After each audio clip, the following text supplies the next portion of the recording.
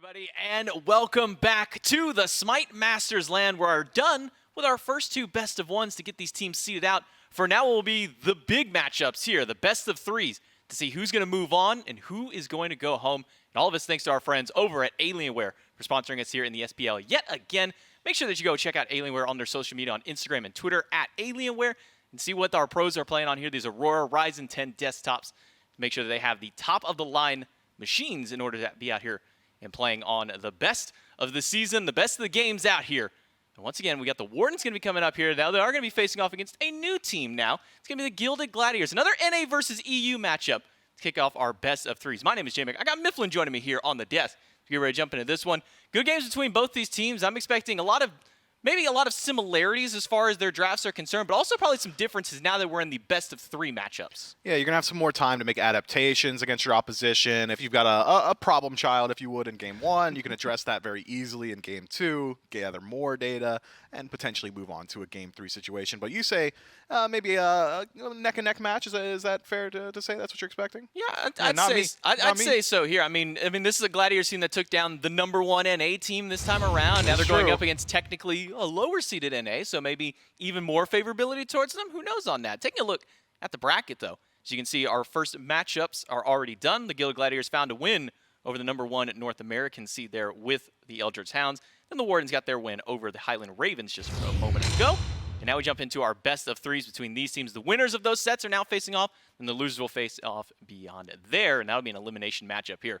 But nobody's going home with this game at the very least here, Mifflin. This is one where one team moves on, and then one team will have to face off immediately after there. And from what we saw in the Wardens, that was a very dominant performance compared to what we saw in the first set. This is a team that has found what they like in this meta, and they're running with it. Yeah, the Wardens heard that, hey, man, maybe early game doesn't matter as much anymore. Maybe you're not quite able to leverage an early lead like you once were in 9-4, and they said bet, and then immediately performed on it because that was a dominant performance from minute 1 to minute done for the Wardens, and I think a lot of it's still rooted through early game rotations from the Soul lane, the role that I've been seeing complain the most, by the way. Warriors locked in, Relentless One still has a phenomenal performance on it. Sino gets involved very early on this Nemesis, despite going for a later game style of build with Golden Blade, Stone Cutting Sword, Execution are very auto attack heavy, not that traditional mace into Hydras that we're used to seeing, but still was able to hit pay dirt every single time.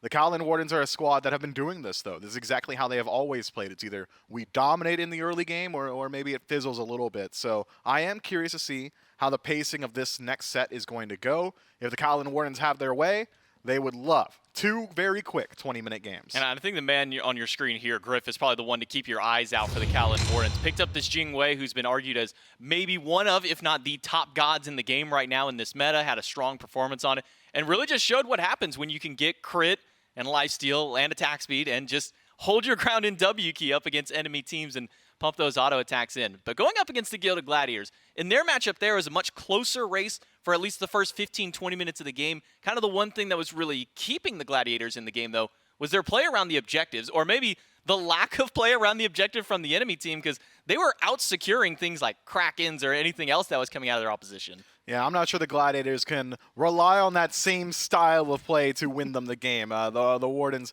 were very quick to move in towards these objectives. We're very apt to confirm them easily. So instead, I think maybe you have to harken back to that interview we had between Masskill and Quig, where they had both essentially said, hey, we're going to play through the jungle, we're going to establish our pressure there, and facilitate some of these ADCs in the late game. It was Alpha that said, hey, if it's an ADC meta, Toddy's just going to win us matches, and I think that we saw he is very capable of doing that within the last set, and Masskill was still very capable of putting him into a position where Toddy GR was allowed to play that aggressive styling. So I think if the Gilded Gladiators want to bring the fight to the Kaolin Wardens, it's all about whether or not they can withstand that early storm of aggression. There are multiple avenues to do so. It's easier straight up in 9-5 to do so, just by nature of everyone being tankier, but things like the Khepri that protect the President style of pick that Ro was alluding to on his death segment, the things like Geb, the Yamojas, the Khepris of the world, could be an answer that the Kaolin Wardens look towards. I'm very, very curious to see these P's and B's. Yeah, kind of a little bit of maybe that sustained style of play that can make a lot of benefit coming out here for these two teams. And it's something that, this Gladiators team likes to do, going over towards those Khepris, those Gebs. Even we saw the Emoja in that first one, this very protector style of support play out there, and then aggressing pretty much everywhere else across the board. But now that we are out of these best of one, sometimes you can kind of look at a best of one being, okay, who can draft maybe like the cheesier comp to get that first little win, kind of boost yourselves up there. But now that we get down into the bigger parts set, now we get down into the, not the more serious, but, you know, the sets that really matter, the 3-game ones. How much does that change up your drafts compared to those best of ones? In a best of one, you can immediately go towards that cheese, as you alluded to, but I think you still do that in a best of 3. You always want to hit the ground running, play your best stuff immediately. Establishing a lead is so important. You're talking to the wrong guy. Everybody else on the casting team will tell you game 2 is the all-important one, but I think it is so valuable to establish a quick start, to say, okay, even if we lose the next one, we're even, right? Whereas if you lose game 1 because you decided to maybe hide some of your strategies, well, all of a sudden, you're fighting an uphill battle. So making sure the other enemy team is uncomfortable, always important. The difference between a best of 1 and a best of 3, though, is in a best of 3, if you bring out your cheese in game 1, you better expect it to get addressed in game 2. We do have the picks and bans for game number 1 between the Kaolin Wardens and the Gilded Gladiators. A best of 3. Winner moves on to day number 2. Loser has to fight a little bit longer to try and make their way into the second day of play here in the SMITE Masters LAN.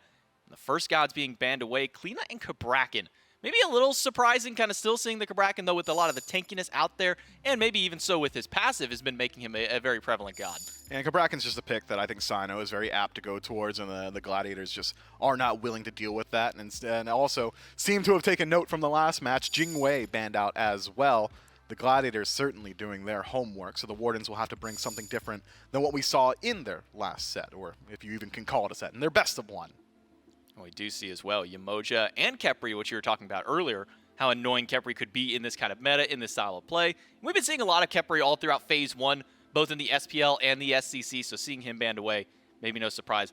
It's probably this Hell that's probably the most interesting of all of the bans out here, but it's something that was alluded to by a lot of players. Is Sustain is such a big part of this new meta. More HP means you have more of a health pool to work with here.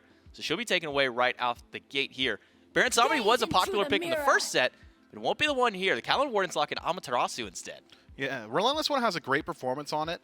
In his last match, still was able to go towards an aggressive styling. It seemed to me that he wasn't as willing to go towards that traditional bruiser style, and instead built either a dedicated defense item or a dedicated damage item. And if he established a lead, I think he could have transitioned it into either more damage, or if he started to fall behind a little bit, could look towards survivability a little bit more in the build. Benefits from self-sustain in the laning phase. Amaterasu essentially doesn't really have any just abysmal matchups. She's able to largely survive just about anything. Having a dash, having self-sustain, CC immune ultimate is going to lend itself to that. And even though the Wardens have essentially eaten a bunch of targeted bans, they're still getting a draft that is very reminiscent of what we saw from their last match. Same here over here for the Gilded Gladiators, though. Hercules and Rom, both two gods that they played in their first game earlier on, got their wins with. Lastemix was piloting that Hercules with 3-0 and 10, and Tadia 5-1 and 8 performance on that Rom. One more option still over here to the Wardens. We saw Vulcan make his way out here to the mid lane. Do you think that the Vulcan was maybe kind of a one-and-done thing, or do you think maybe we'll see a little bit more of them? You know, I was curious about that. Vulcan has got a whole lot of damage still, has great objective secure, a very strong objective burn potential as well, thanks to the turret. But it is a pick that Mazwal is just very, very comfortable with. It's a pick that he's been playing for going on 5 or 6 years now. So whether or not Vulcan is a byproduct of the current meta, or whether or not Mazwal just said, hey, I'm going to play what I want to play, and that's the extent of the conversation, has yet to be seen. If I had to guess, though, yeah, the Wardens probably will go towards a Vulcan again at some point. Whether or not other teams do is yet to be seen. I doubt it. We do see Atlas. So the Wardens are drafting a lot of what they got in their previous set here. The Gladiators do make one little change up in for their jungle. It was set in their first set of the day. Now it's Kali to be piloted here by the jungler Maskill. And Maskill really does love these auto attack style junglers, and even when he's playing gods like Fenrir, he's still typically building them more towards that auto attack style path. But as the ban starts to come through right away, Chernobog, maybe not so surprising to see banned away here.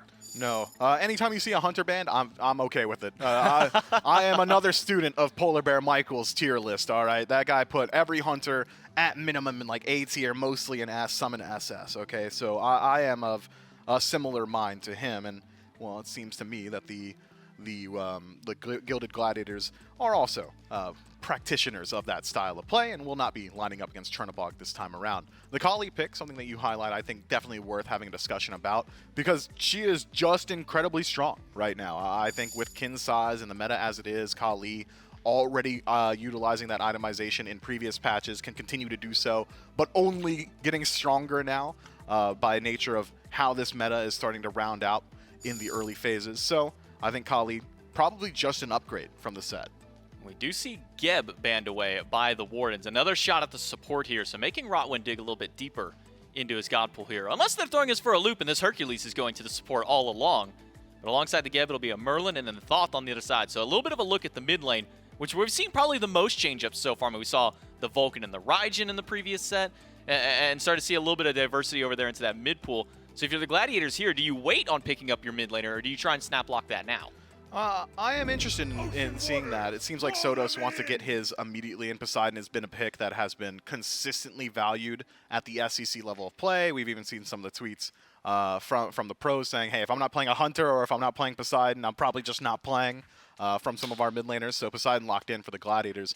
Generally, though, I would have expected to see Poseidon or the mid laner that is selected last just because I'm so conditioned by Pagon, I suppose, who loves to go for these counter matchups. But even looking at the three core of the Wardens and how Poseidon interacts with them, Nemesis going to struggle a little bit to deal with this Poseidon. The Whirlpool stopping those dashes. You don't really have an answer to the Kraken. Sure, you can shield it, but you're only shielding so much.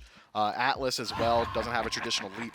Very susceptible to some of this damage. And speaking of Moswall and Moswall playing Moswall picks, Opwash locked in. Take a peek on the other side. Like two matchups, I suppose, that you could say Opwash is decent into. If Kali gets the HP reset off of her passive while dealing with the damage output, the dot damage of Opwash, she'll get stunned out. And similarly, Hercules can find himself in a similar spot. Wasn't expecting a healer to get locked into an Opwash, but that's exactly what happens. Horus now can extend that stun to the rest of his team. Well, now that we've seen this Horus go over towards the solo lane for players like Haddix, it leaves a little bit of a question mark for me, but do you think that this Horus is more likely to be slated over towards the support role traditionally, as we more often seen him, or do you think the Gladiators maybe throw us a loop and throw him into the solo lane?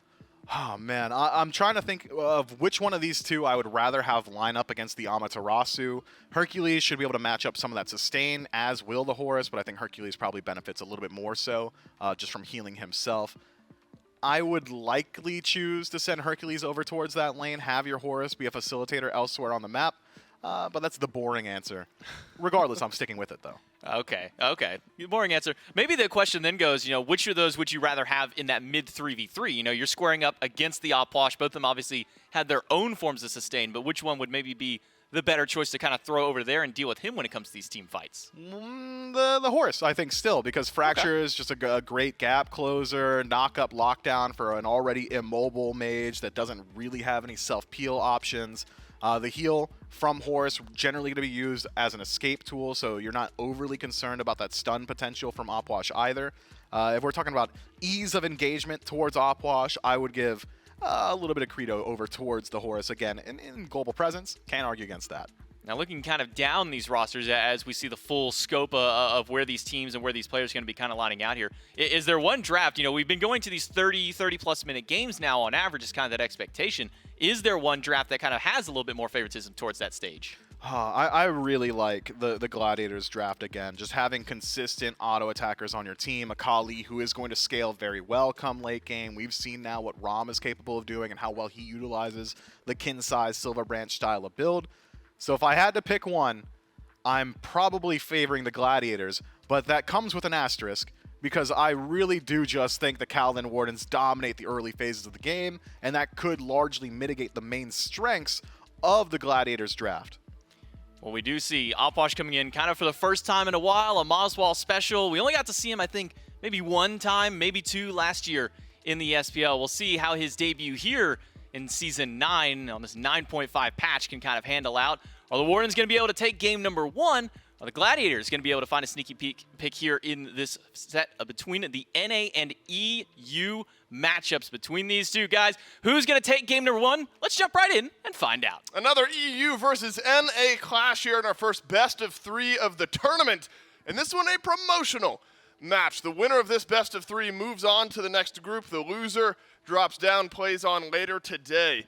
And a losers knockout best of 3, and it's the Wardens versus the Gladiators. And Charlie, the Gladiators coming into this matchup fresh off an upset. The number 4 seed from EU earlier on beat the Hounds, the number 1 team from NA. Yeah, they are looking real solid here going into this game, and looking at the draft matchup, they're going to have an interesting time. We haven't seen too much outwash, as they touched on the desk, and their comp is going to have to play around it. It's one of those abilities, Fleeting Breath, obviously, the one that's going to stun you out if you try to heal yourself. It's something that you're not used to playing against until you've done it, and now everyone is going to have to watch themselves when trying to proc, your third ability on Hercules, your third ability on Horus, and then, of course, the Kaolin passive. So you're going to have to play around this pick. Maswal, one of the pioneers of this pick. It was only a matter of time right before the Wardens played something super weird. I would throw Upwash in the super weird category right now. I mean, healing, not necessarily like wildly prevalent in the current meta to the point where Upwash is suddenly skyrocketing up the charts, but Maswal just enjoying the pick. And so I want to see what Maswal's going to be able to do later on in this game. On the flip side, Mass Kill on this Kali always will raise some eyebrows for me. Kali, a pick that we're used to kind of relegating for later on in the game. You get some scaling going, hyper carry, chainsaw style of pick. But I don't know if it's only late game. Feels like Kali can get active a little bit earlier if Mass Kill chooses to. Yeah, especially the way that Mass Kill's itemized. With the Mannequin Scepter, your early game burn damage is just going to be better than someone with, I don't know, Eye of the Jungle that Sino has right now. The auto attack slow is also going to be pretty annoying, specifically in like a 1v1 setting. If Sino doesn't have any beads, neither does Mass Kill. So if they find each other in the jungle, it's going to be an interesting 1v1 because of how much burn damage Mass Kill has, the tick damage. You can stun out the shield as well. So I don't imagine that Sino wants to take that 1v1 in the jungle. Probably try to find pressure elsewhere, but we are seeing exactly what this Outwash pick brings. Not too much early clear. But once you get these items online and once you're able to pick up your corpses over and over again, that's when you're really starting to be super annoying. Your cooldowns reset. You can get some HP back as well. That mid lane matchup, Sotos is going to have to be juking those out pretty consistently. Yeah, Sotos got to keep the boots on, even though can't buy them anymore. On the Poseidon, like to utilize a little bit of that mobility, get around Maswal and some of the setup that he's got. We've seen this start a little bit more often, just hanging out in a 2v2 over in mid, but Sino taken low here. Sino will double dash away, but now Mass Kill, a potential slight overextension.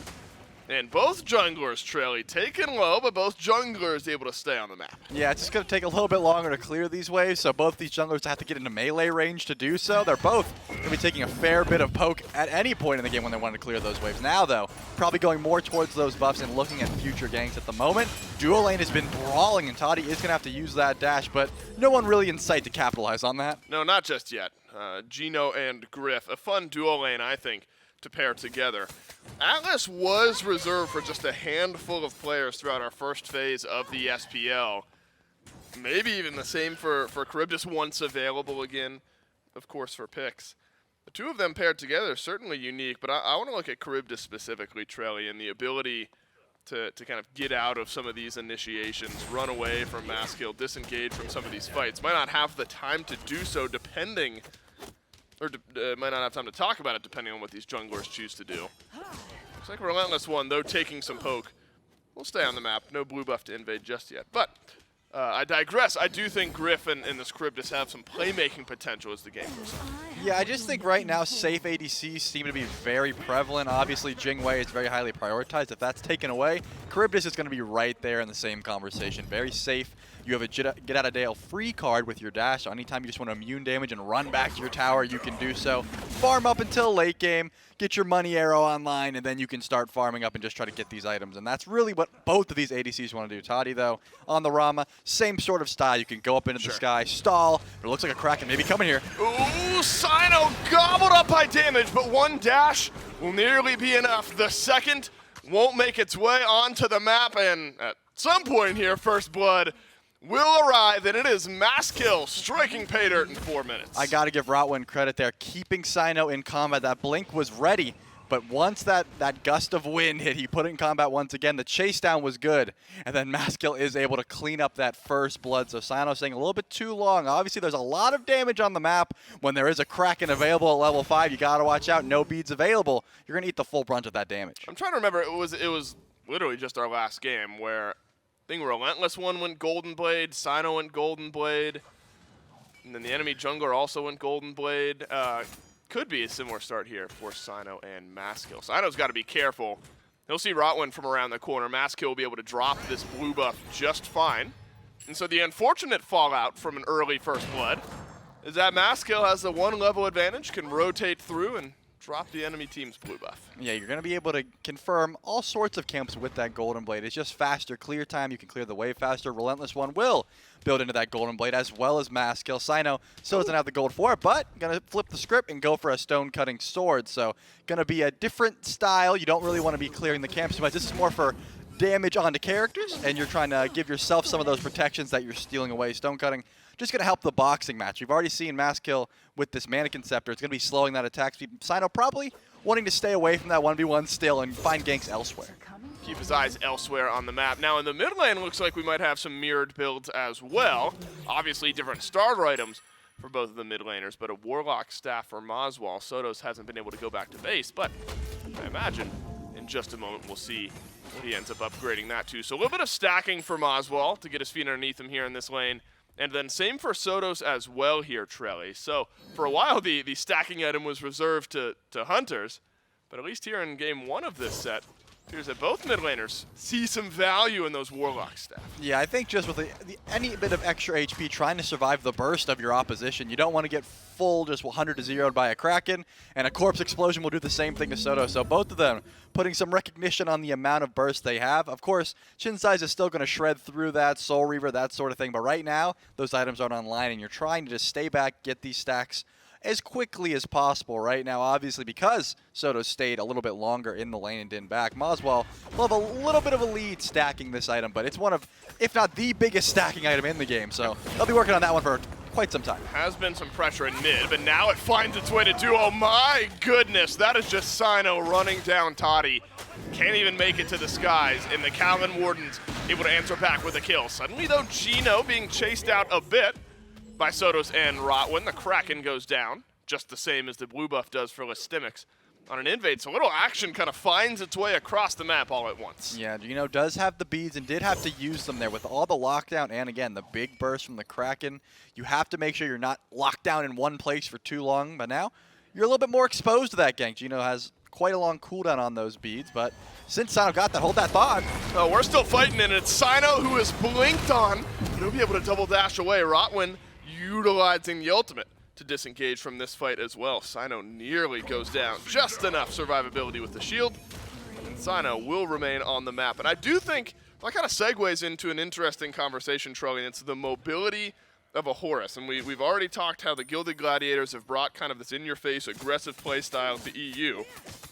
I think Horus is just a fantastic facilitator of that style of play. Yeah, you're able to just start off the fight with a great engage, get out if you need to, but the less talked about, Awesome, is you get to bring your team really across the map to the skies. One of the greatest mobility tools that are on the map currently. Anytime you say, hey, maybe we could pull this gold fair, maybe there's a tower we could go to, Horus can just take you there, give you a shield in the process. It's just, how will Rotwin decide to use it? You know, are you using it just to engage, or using it to disengage? That time, a great way to get Maskill out of danger, but you always have to be watching the ward game. Needs to be strong whenever there is a Horus on the map like Rotwin. And Rotwin has just been putting pressure over towards mid. Sino and Maswal have felt it. Now, Maswal hasn't fallen too far behind, hasn't died yet. Only 1 kill apiece for either team, but a slight level advantage for Sotos. Relentless one fighting dangerously close to the tower up against a Hercules. Always something that you're advised against, but will stay alive just fine. Does not have teleport, has beads on the Amaterasu. So if forced out of lane, this could be an opportunity for Listimics to extend this lead, which is already 1 level. Blue buff invade on one side, purple buff invade on the other for the Gilded Gladiators. Relentless one uses the last bit of mana for a dazzling offensive that has stunned out 2 targets. Sino with the first dash and the second chases down the damage, and the Kaolin Wardens repel the blue buff invade and grab themselves a kill. Yeah, Listemix is extremely tanky, but Rotwin not so much with the stone cutting sword, making sure to shred those. But it looks like Moswell's going to make the rotation as well. Can't heal if that fleeting breath hits, and it does. Well, how's Listemix going to play this? Oh, he's going to send Moswell right back towards the rest of his team. Maskill picks up the kill, and Moswell takes a tumble. Listemix turns it around. And there could be more. Tanking up the tower now is Listemix. A dash away with the last bit of mana from Relentless One. Cracking up, cracking down. Double kill for the Kali. And it's a worthwhile rotation for Maskill. When you see a pick like Opwash locked in, looks like Toddy found a solo kill on a Griff in the left lane as well, all while that's happening. But when you see a pick like Opwash come through, you really expect, you know, they've got some sort of survivability. Moswell knows what he's doing, but really just one CC ability was all it took, and this Opwash goes back to base. So unfortunate for Moswell, wasn't able to make too much use out of that rotation. Still a very immobile character. Even with Warlock Sash, you're not that survivable, as we just saw. So despite the fact that you're stacking up all this HP and damage, you still are very easy to sit on. It was a nice initial turnaround from the Wardens to pick up the first kill. But then the reinitiation from the Gilded Gladiators was just too strong. And that was an impactful turnaround now in this game when you see some of the farm that gets taken away. About a 2,000 gold lead built up for the Gladiators. Sino blinks in onto Sotos, who doesn't have Kraken just yet. Used it over in solo, but that's good lockdown in the Whirlpool. Sino will take half of his HP and damage. There's a good old disengage from the Horus to get out as well. So Sino's playing aggressively, finishes up Executioner, but unable to capitalize to a kill. Able to get those beads off the Poseidon though. Could set up for future engage. Might as well walk away just fine. Yeah, I think Sino's real goal there was to get Soto's beads down as Maskill tries to return and get Moswell beads, but he's not going to be using those. Chino is also trying to get those beads, trying to get those relics down so you can go look for an engage. Again, Pyromancer and Gold Fury are on the map right now. Some solid burst for both of these mages, so just a little bit of relic damage, and then you could really try and pull this, but it looks like Relentless One trying to fight over the blue. Yeah, there's a blue buff up, and that means the Gilded Gladiators are here. Relentless One, ever low on mana, would love a blue buff for once, but just hasn't been that easy. The Gilded Gladiators grab another, extend the gold lead out even further. 1.7k or so. Actually a slight uptick for the Kaolin Wardens after things stabilized. Relentless One could be in some trouble here. No dazzling offensive. Destruction is there for Maskill, and Listemix is full HP. Should be a relatively easy kill, and it sure is.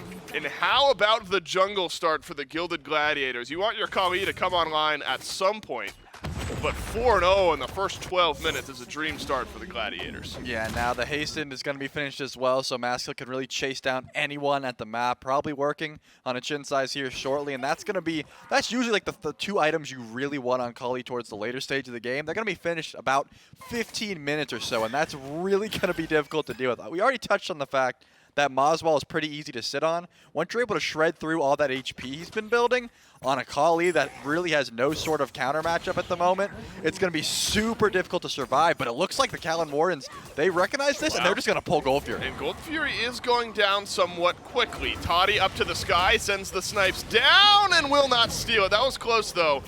And the Wardens make a great play to shrink up the gold lead just a bit. Doesn't make all the difference in the world, but does prevent the Gladiators from grabbing it themselves. And a proactive play from the Wardens came just on time. Yeah, I think the Wardens trying to deny this farm because, again, this Kali will be a ticking time bomb that is already online, but level 20, it gets so much worse. So trying to stop some of these massive gold spikes so that the Gilded Gladiators can't just snowball their way to level 20 first and outright win, that's probably going to be the best option. They have good burst with Outwash, so they are able to go for that Gold Fury there. The Toddy snipes were close, but if you play your Corpse Explosion correctly, nothing but a Kraken is going to be outbursting that. So great play by the Kaolin Wardens to answer back, but they go to Gladiators. They're going to grab a tier 1 and left. Gladiators they've just had pressure and left what seems like from minute 1, Sino down to half. A nice crit from Griff brings back Rotwin's health a little bit. Jump in for Maskill, stun avoided by Griff, and under the water goes to Charybdis. Purple buff secured by the Gilded Gladiators. Double stun from Griff. Would have been a nice setup, but nothing to be had. Here's the rotation potential, though, of a Horus. Back behind Gino it goes. The Kraken is perfect. But a fantastic ultimate from Moswell actually makes things interesting here. That'll set up a kill for Sino. The double dash might be the double. Sino just needs one more auto, and he's got it. Kaolin Wardens turn it around, and it's a double kill for Sino. Yeah, the Gladiators chased that very far. Obviously, Gino does fall. Beating the Kraken was nice, but it was after the fact. And sure, you get that one kill, but the Kaolin Wardens answer back pretty strongly, as well as the fact that Relentless One is proxying a wave and right. So trying to get as much farm as possible when there is 2 people down. Pyromancer's available. They could try for a pull as well, but Relentless One, he's pretty far forward and doesn't really have the mana, so probably has to back up here. I think all of the Kaolin Wardens want to reset, but Amaterasu passive is here. They have some solid burn for this. We got a jungler fight happening here in game number 1. Maskill at 4-0, Sino at 3-1. Could be a steal, it won't be. The Kaolin Wardens grab the other neutral objective on the map, so the Gilded Gladiators, Trelly, in the kill department have been effective, but the Kaolin Wardens, as far as pulling the neutral objectives on the map, have just been a little bit better off. And that has kept this game maybe a little bit closer than the Gilded Gladiators would have liked. Yeah, at this point, I still think you're not sweating in your boots if you're a Gilded Gladiator. You have a lot of late game damage with the Poseidon. Do you sweat in your boots a lot? Sometimes, if you got some warm socks on, some Gino's nice probably wool, sweating. some nice wool socks will have that happen to you. Gino did have some wool socks on in a moment like that. And that's not a initiation with a Kraken there for Sotos. You're able to hold on to that ultimate because it feels like a lot of the kills and initiations over on the mid to left side of the map, and even some over on right for the Gladiators, have been centered around this Kraken, getting out that big burst damage. But how about the build for Sotos and how it's going to continue to evolve? It's Warlocks into Magus, and then some ring for this Poseidon will hopefully stabilize some of that damage with the auto attacks. Yeah, I have to imagine it's either Hecate, Hagate, or Telkine's ring, because you're not going to get too much use out of Demonic Grip here. You don't have a second magical on the team to shred protections for. Either way, with the Trident, Poseidon is going to be shredding with auto attacks. Gino, though, is getting blinked on. Fantastic. Hold on to the Kraken a minute ago, and you use it now to evaporate the health bar of Gino. But with the DOT, Maskill ends up going down on the other side of the destruction, so it ends up being a 3-way split on a kill for one for Maswell. Yeah, that's going to be the exact use of Fleeting Breath. Whenever Kali goes in, if you can hit it before she goes in and she gets that passive reset, it will chunk her, and she'll get stunned after the fact. That time, did enough damage to kill her, so that's a massive shutdown. That's a 4-0 shutdown, but it looks like Sino's still trying to get aggressive. Rotwin has to dash away. You already see the damage that Sino's able to output with a full rotation. Rotwin now has to use his ultimate, so a couple ultimates exchanged here on left.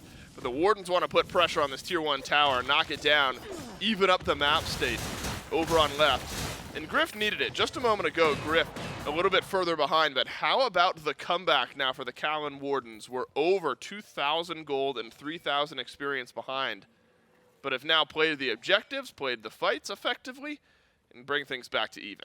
And it looks like finally some of these HP dealing with items are being built for the Kaolin Wardens. Chin size is going to be built 3rd for Griff. Soul Reaver has been finished for Maswell as well. So shredding through a fair bit of the HP that's already been built. We see the Blackthorn Hammer. That's going to be a large HP tool. Obviously, Soto's already stacked that Warlock Sash. So a bunch of power spikes on the left side of the map. But if you're looking at the Gilded Gladiators, they already had those items built. The Chin size was already finished, and Sotos makes me eat my words and does go for the Demonic Grip. So interesting item there. Not my favorite choice when you don't have another magical online, but it is cheap penetration, and it's going to help your Krakens burn through.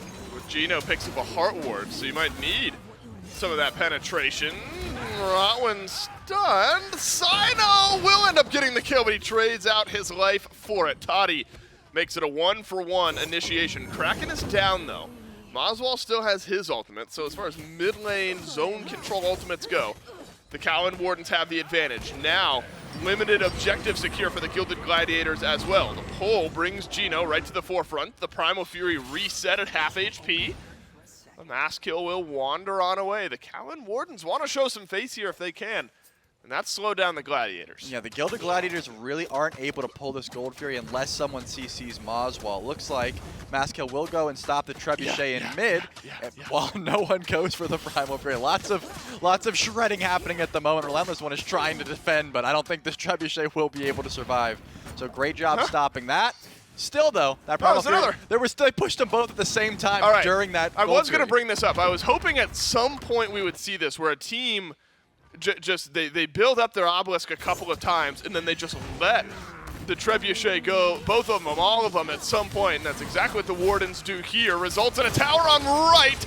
but they lose a kill in mid as Moswell ends up going down. Destruction will keep Masskill alive and healthy. Now it's disengage time for the Kaolin Wardens. Gilded Gladiators backpedaling in mid. Gino double pull, but doesn't grab anything other than a slight delay on the fight. Kaolin Wardens lose their mid, now might lose the Fury. Keep your eye on that right diamond on right. Sotos finally will get that cracking up, and now it looks like that will be the go button. The Primal Fury will be pulled. Only Relentless One is really around to stop this, and it looks like that's all it took. The Gilded Gladiators respect. Hey, we have a Kraken, but we don't want to deal with all of this, and there's a Trebuchet in right. We already lost one tower. Let's take out this one too. I think actually chunks a decent little bit, the Trebuchet does. I mean, that's one, what are we calling them? Flaming rocks from the Trebuchet, I guess, onto that tower, and it takes a little chunk out of it. Gilded Gladiators, make no mistake, on the Primal Fury. Better not when a Kraken goes down, and it would have just been an auto attack from Griff to take away the objective. Another big swing here in game number 1 as 1.5k gold and 2,500, make it 3,000 experience for the Gilded Gladiators, build up in the lead yet again. Some of it over in mid, a couple levels in the jungle seem to be the real difference here. So it's about getting Masskill involved. The Masskill is involved on Gino right now. That health bar absolutely melted the Pyromancer. Oh, no. Stolen away by Excavate. Listimix makes a play on one side of the pit, and Masskill does on the other. But Masskill low, Masskill no ultimate, and Masskill goes down. Kaolin Wardens answer back with a couple kills of their own. Masskill did not have the ultimate up just yet. I was going to say, like, this could be really bad for the Kaolin Wardens, but the ultimate doesn't get off, and look what's being pulled now. There is no Kraken on the map right now, and Sotos is watching. No Kraken. The Kaolin Wardens have a 4 versus 2 advantage because Toddy is just pushing down the left side of the map. But enough threat, a coin flip maybe, for the Kaolin Wardens that they were not happy to take. And so you lose the fight as far as kills go if you're the Gladiators. You lose 2 members. But over on left, Toddy was able to knock down a tier 2 tower. You've opened up the left side, Phoenix.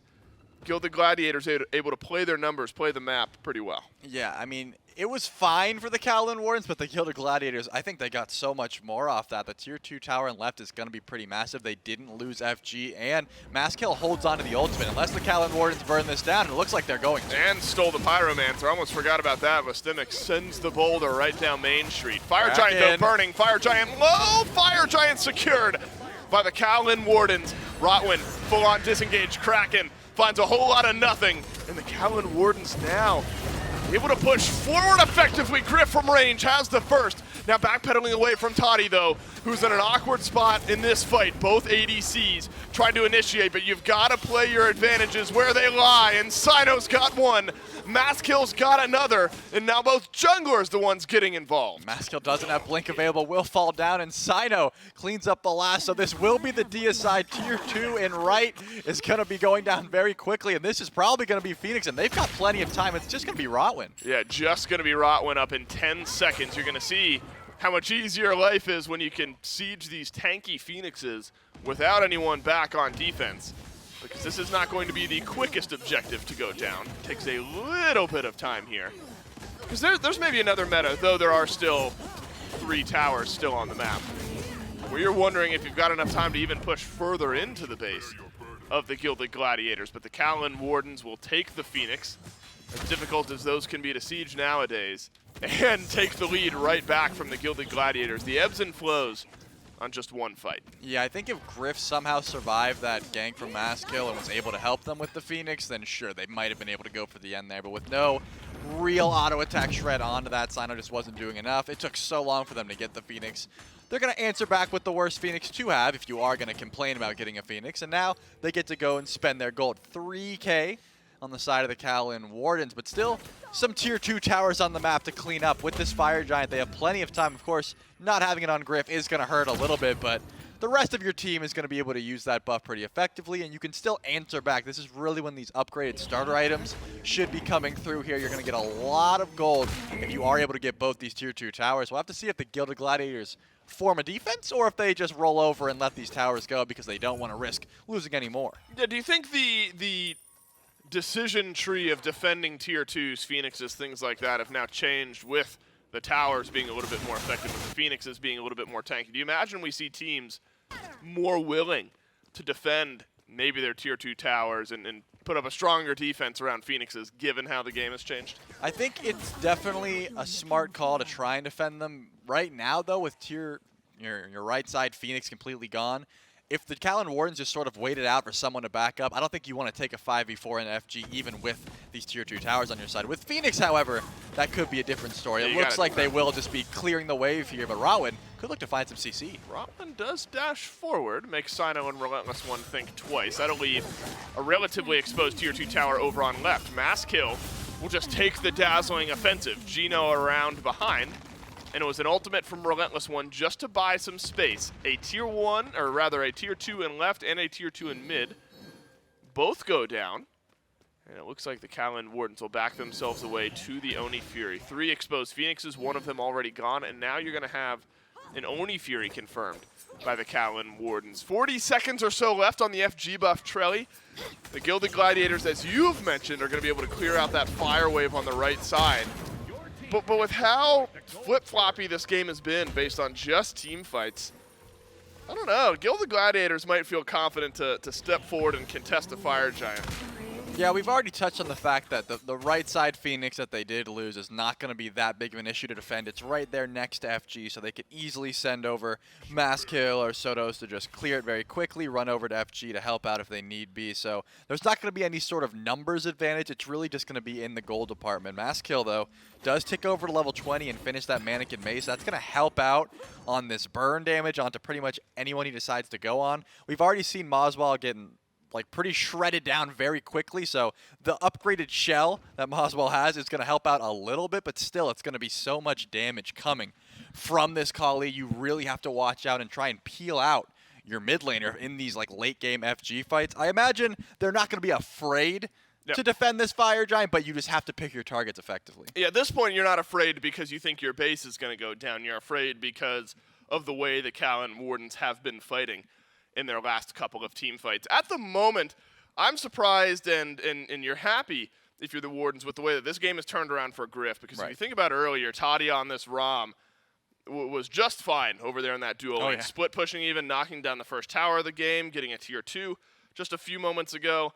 Toddy's back in base as we stand here paused, but doesn't have enough gold to fully complete the Deathbringer. Griff does have a fully completed Deathbringer, so you go into this next fight maybe with a slight advantage in ADC. Griff has really turned this game around for himself. Yeah, Toddy got the solo kill as well, so not only finding a lot of lane pressure after the fact, still just asserting some dominance against that Charybdis. I imagine Griff probably got pretty aggressive and wanted to take that fight because Charybdis really should never be getting soloed as long as you can run away effectively, so it must have been some nice snipes. Either way, now that Griff has been able to rotate in and help in the team fight portion, just so much more effective in helping out, and now you have that burn as well for FG, so I think it's a much bigger difference. Toddy really hasn't been able to make the same sort of impact in the 5v5 on FG because usually rotating late.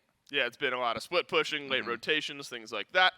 Always have to be wary as we build up to this next FG of the Kraken. That's always going to have the steal potential, always going to have the opportunity to flip a fight around.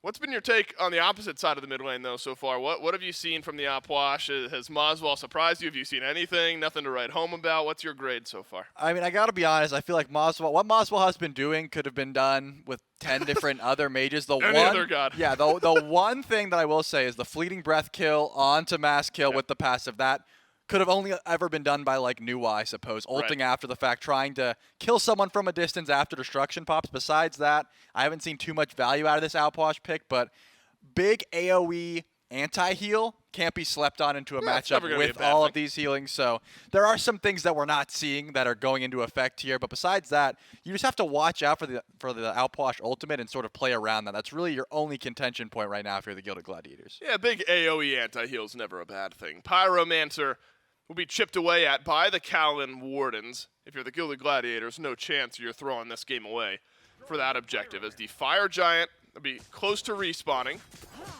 3.5 minutes or so until this one becomes enhanced.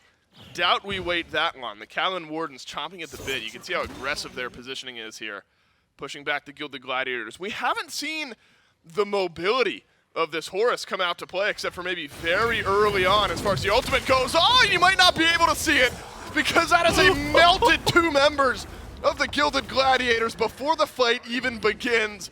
both ultimates still left up. Destruction not able to be used, and Mass Kill in the player cam looking confused. The Kraken goes down, and the Gilded Gladiators might as well. It is now chase down time for the Wardens. Soto's pulled in, and Soto's deleted. Gino picks up 2, easy burn through, then runs down and picks up Soto's as well. This Atlas putting on an absolute masterclass on how to CC targets and make sure your team is able to win those fights. Just beautifully played by Gino. This is a game that started effectively for the Gladiators and was answered back by the Wardens, and then answered back by the Gladiators, and then answered back by the Wardens.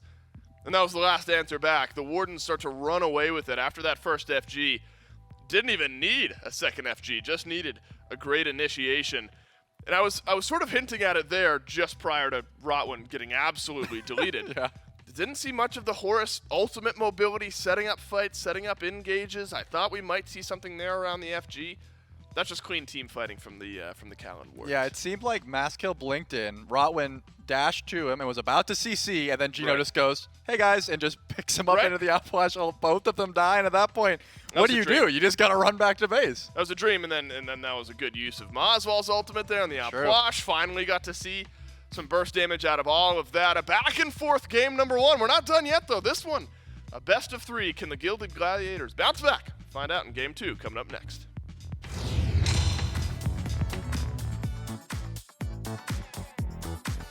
Hey, wait, what did it win? You win the respect. You're telling me an alien wore this? Perfect. Okay. Okay, that was a good cut. Messaging him to mute. The best graphics you really need, Ultra, of course, and I can probably watch a stream on the side. Content's gonna look good. Pretty good, pretty good.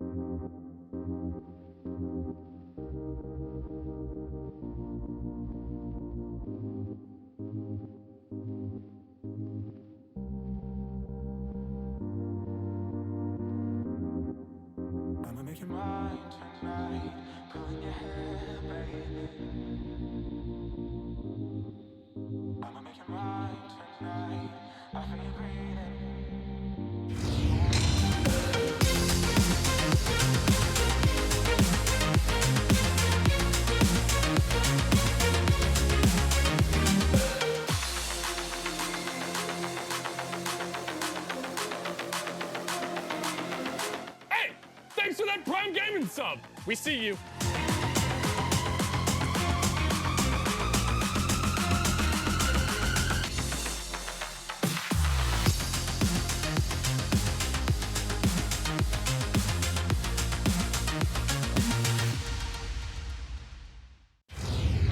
And welcome back to Smite Masters, powered by our friends over at Prime Gaming. If you have an Amazon Prime subscription and you're not already using your Prime Gaming, well, what are you waiting for? There's so many great things you can get out there, all kinds of games and exclusive content for all of your favorite games out there. Or maybe if you see a title that catches your eye, you can go ahead and grab that one for yourself. Also a free Twitch Prime sub to any of your favorite streamers out here, though we always suggest you throw it over this way.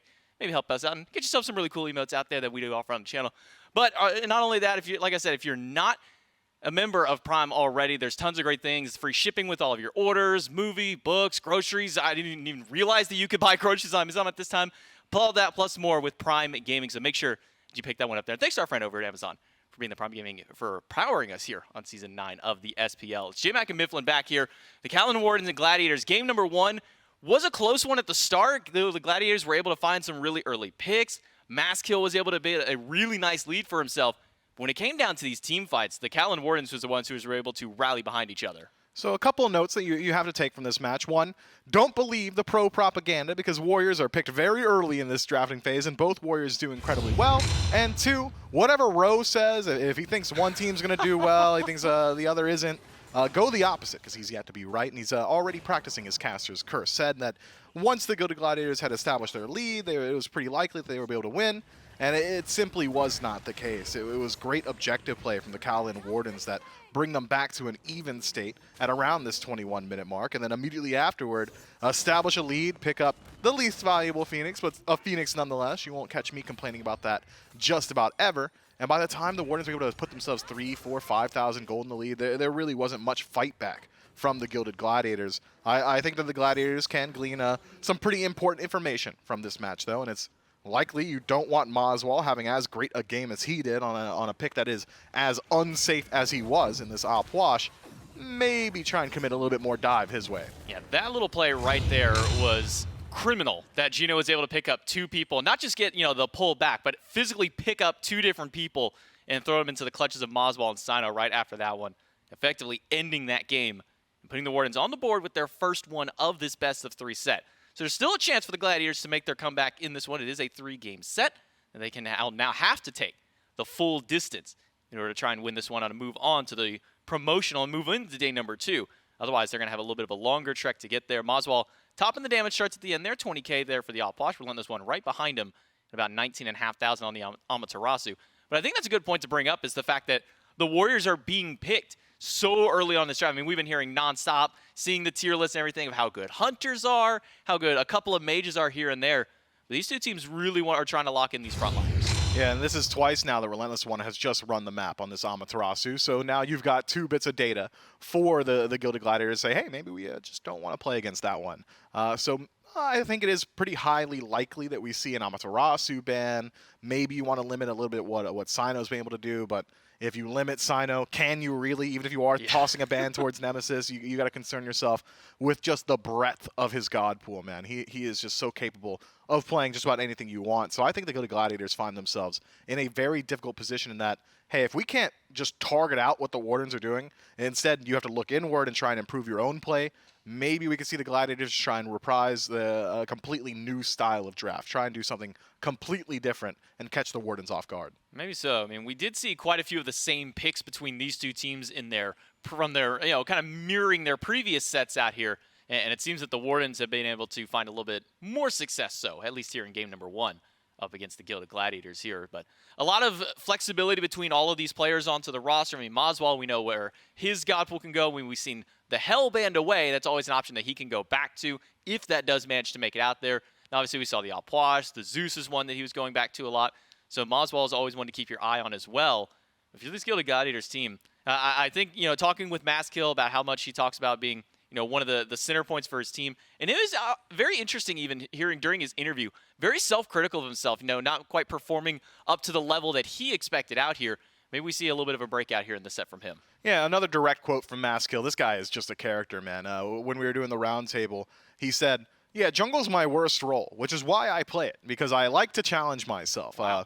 Just astounding Could've to fooled hear. me. Personally, I've been trying my hardest to get out of the jungle role my entire life, and he's just choosing it, even though it's maybe not his best, which is very interesting to see. And, well, in game 1 of the set, Maskill has himself a very, very dominant early game phase, so if he's better at other stuff, I'm worried if he ever decides to make the switch. Got some career guarantees out there. If the jungle doesn't pan out with this team, well, maybe you can throw him into one of the other 4 roles that apparently he's better at than in this one here. But that's scary, is saying that this is his worst role and he's able to make standout plays like this.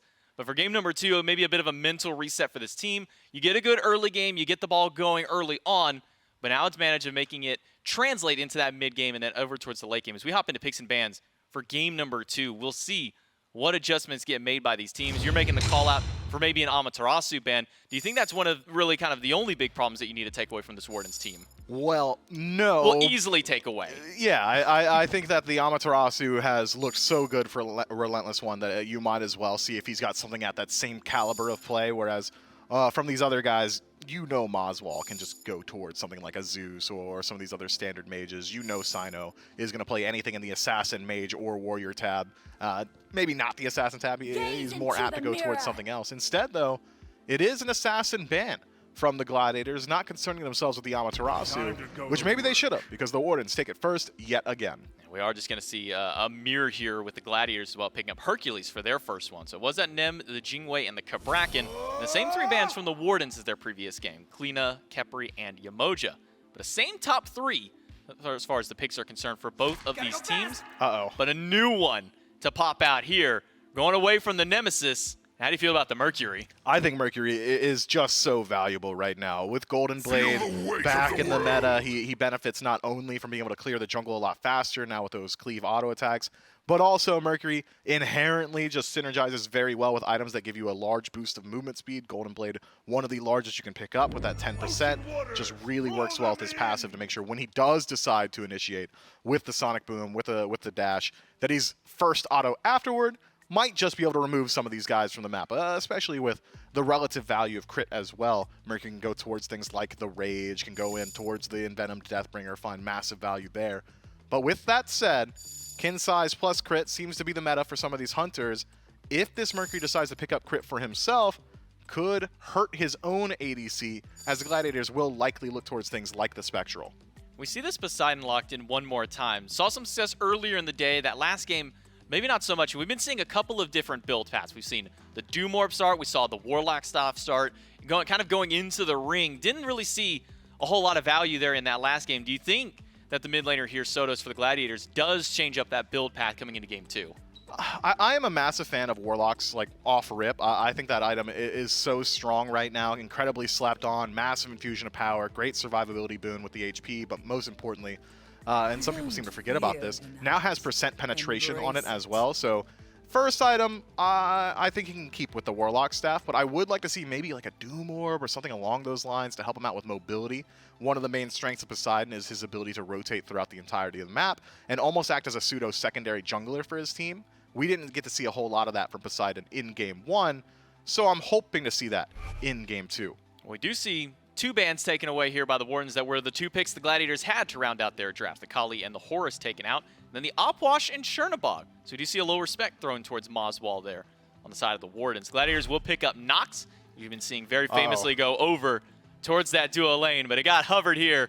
And I feel your sentiment and your pain as Hell being hovered here by the Kaolin Wardens. Yeah, Hell would just make it so difficult for this Nox to perform. It's either make sure you've got Hell in your combo, and also you can't just Shadow Lock her. You need to hit her with the silence as well, or everything's getting cleansed. This Nox could struggle pretty mightily up against Hell, but it seems like Moswell a little bit trepidatious in his selection as he evaluates his options, and he's got plenty of time to do so.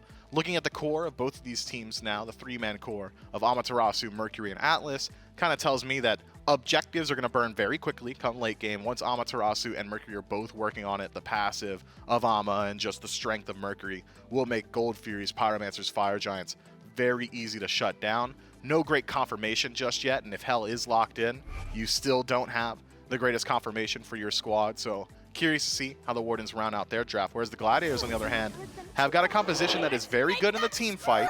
A lot of CC lockdown, decent initiation, great ability to finish off some of these kills, mobility from Poseidon to chase out, or Rom with a global ultimate. But this Nox, I think, is very quickly becoming a concern because Hell is just a potent counter pick. And it's not just the Hell here now for the Wardens. They'll round out their draft with an On-Her pickup, a god that we haven't seen in a while. And maybe a god that can see some interest when it comes towards that dual lane. Now with everybody being a little bit healthier, it takes a little bit longer to kill those people. But On-Her, great with his passive, really able to kind of burn through those extra early prots. Yeah, when I first saw the changes in 9.5, I thought to myself, oh man, maybe On-Her's pen changes with some of the defense, how that's going to apply. Maybe he's one of the hunters that can still play that aggressive styling throughout the early, almost essentially ignoring some of the 9.5 changes. And he still certainly has that ability to go towards just a high burst style of build. But I am curious to see where these guys are landing on how On-Her should be played. Is it going to be the Transcendence? Are you going to go towards the Gilded plus Devourer's Gauntlets? I'm very curious about this On-Her. With Hell and On-Her rounding out the draft for the Wardens, you still don't have the greatest confirmation on the map. If objectives are the name of the game for the Wardens, as it has been, that's generally been their win condition in every single match so far, they can't leave it up to a coin toss. Kraken might just beat out anything that the Wardens can bring. Even the third shot of the Rom ultimate is going to be a massive threat on these objectives themselves. So instead, the Wardens, I think, have to shift their attention away from coin tosses, shift it away from sneaking these objectives, and instead look towards the fight. So long as those Krakens do hit on time and on mark, though we have seen a couple of objectives fly away from this god here. But Susano to round out the roster in the draft here on the side of the Gilded Gladiators to get them some of that extra CC and a lot of extra damage. How do you feel about Susano kind of rounding out this roster? I like Susano. Anything that can try and put some pressure onto Hell's defensive relics or put some pressure onto the cleanse is going to make it a little bit easier for this Nox to perform. And if you catch Hell slipping in the early game, Susano could shut you down pretty quickly. Also has an okay matchup into things like the Mercury, who need to really stick to somebody. Susano can almost act as a secondary peeler for his squad, just pull somebody off and then immediately walk away himself. I think Susano fits this draft very well, and it's a pick that Maskill has got a whole lot of tenure on. Well, he's going to need to find a pick here, find a big win for his team if they want to keep alive and keep moving on in this tournament. Remember, nobody goes home immediately after this set, but they do immediately go into the second day with a victory here. Can the Kaolin Wardens do it in 2, or are the Gilded Gladiators going to take us to a game number 3 in our first best of 3 of the day? Is NA going to come on top, or is it going to be EU to round this one out? As we're about to hop into this game between these two teams, it's going to be a monstrous bloodbath between them, I imagine, here. Very early to start, but once these late game team fights really roll in, Mifflin, I'm expecting a lot of action. I am too, but if we're talking about early game pressure, that's where the Wardens really find their home. They love bringing the fight early on, which is why I was so surprised by the pacing of Game 1, where it's actually the Gladiators who were able to establish it for themselves. This time around, though, I'd argue the Wardens have brought a lot more early pressure. Wouldn't be surprised if we see the action root itself around that On-Her. I'm scared of going up against this Hell more than anything. That's a dangerous pick that Moswell has shown a lot of success on. If he can do well on picks like the Opwash and the Hell, it could be a big boon for the Kaolin Wardens. Can they find success in game number 2 and take this one away, or the Gladiators take us to a third one? Kaolin Wardens one win away from moving themselves on into the next group. That's how we're doing things here. A bunch of groups moving on throughout the week. So the next group awaits. If the Kaolin Wardens are able to win this one, Gilded Gladiators need to win 2 straight. And truly, the Gilded Gladiators, they'll stick with some of the mindsets that they brought into game number 1. I specifically look towards the jungle and the playmaking style that both Sino and Maskill have. Yeah, it's going to be difficult for Maskill to find any sort of ganks early. I just think with the changes that we have seen recently in 9.5, it's going to be harder to kill Hell in the early, especially if Moswell is using his first ability properly, hitting those heals consistently. Susanoo, once you get to anti-heal online, that's going to be a complete different story. I just think right now, because of how much we've seen the stick around your mid lane, if you're the jungler, you're going to clear a few waves here and there, you're going to go to your buffs, that sort of thing. I just imagine Maska wants to get active pretty much anywhere else, on the left and the right side, will have more chances to try and find some early pressure. Given that, though, still a fair bit of auto attackers on the Wardens draft as well. Looks like 2 Golden Blade possible starts. Sino obviously last game went for the stone cutting, whereas we saw Maskill go for that Golden Blade. This time around, Mercury a great user of that Golden Blade. Yeah, I wonder how Sino builds out this build entirely. You would maybe imagine Golden Blade early. You mentioned a little flexibility for Sino in game number 1. Does Sino like crit? Does he like auto attack style? I mean, Sino has a bunch of options here. And I think the gank potential for Sino as the game goes on, of course at level 5 is when that really starts. Goes for beads over blink. That's when the Gilded Gladiators have to be very mindful. I mean, the age-old gank for Mercury is you stand under the tier 1 tower, charge up your ultimate, fly all the way down the lane, and catch the enemy unawares. And so though we haven't seen much jungle presence over in the duo lane, Trelly, level 5 for Sino could open up the door. Yeah, I think Rotwin is also going to be very annoying to deal with if you're the Kaolin Wardens right now. Knock, silence, hold that thought. Mothball taking a big chunk. Yeah, Maskill with the double pull. Though at level 2, you're kind of front-loading your damage. You don't have much as the fight goes on. You're kind of bursting out initially. And so Sotos will send some damage Sino and Moswall's way. But nothing to write home about just yet. In mid, the 2v2 continues. And I look now at some annoyance. You know, I talk about the annoying picks, I think. I think Nox absolutely won. I think Hell absolutely won as well. Both teams have the ability, and they're annoying because they're disruptive, right? Moswall can heal up, cleanse out. Rotwin has some lockdown, the ability to seriously limit the amount of damage certain characters are doing depending on who the ultimate hits. And so I think both teams got to have that annoyance factor for the opposing squad. Yeah, and we saw Gino on this Atlas last game. Such a driving force for this squad. I think Rotwin is going to have to be pretty paying attention to this Atlas. The silence can really stop out that pull, and Rotwin's going to have to be pretty on point with the silence. It's going to be a 50-50 here for this buff, but could look to get aggressive. Yeah, red buff invade at level 3. Second red buff of the game. Gino has to use the beads, but gets a pull onto Maskill. Doesn't take much damage. Some of the damage might have actually gotten blocked off by the red buff. Red buff goes over to the Gilded Gladiators. Can the Kaolin Wardens zone out from the Gladiators picking it up? No, you can't. Sotos will snag the red nonetheless. So not too much expended there. The Rotwin did use the shell, and Gino did use the beads. But it's the Gladiators who ultimately get the red. Yeah, if you are Gino now, you just have to watch out for this lane matchup. Anytime that Shadow Lock comes through, you could be looking to get aggressive. Stuck in the wall, though. Oh, the body blocks are perfect, but the dash from Rotwin, and the dash, or the roll rather, out from Toddy gets the support out just fine. Pillar into, or I guess it was stun into pillar, into pull, into body blocks. I thought we were just going to see a perpetual body block there, and Rotwin was just going to be in serious trouble, but avoids death. And now both teams have had opportunities but come up empty-handed. Yeah, this time around, not going to be finding the Nox there. A lot of HP in their own regard. Has a beautiful body block on Relentless when this tower's swinging. The dazzling offensive won't be enough. I mentioned it in game 1. When you're fighting so close to a tower and there's a Hercules on the other side, you got to be careful. Put the push-pull under your tower.